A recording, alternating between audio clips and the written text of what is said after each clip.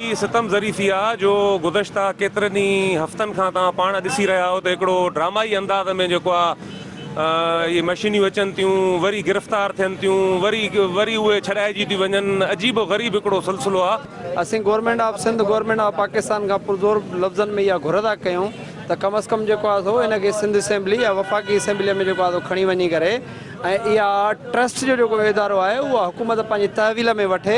इदारा आहिनि शहरनि जा हिते असांजा शहर जा माण्हू अखियुनि जी पंहिंजे नूर खां सिहतयाब थींदा हुया। अलाए किथों किथों जा माण्हू ईंदा, हिन बिल्डर खे चवंदा त पंहिंजी बात अचे। पंहिंजे कंप्लीट ओरिजिनल फॉर्म में इनखे महफ़ूज़ कयो वञे, इनखे रिहेबिलिटेट कयो वञे, अखियुनि जी अस्पताल खे ऑर्गेनाइज़ कयो वञे।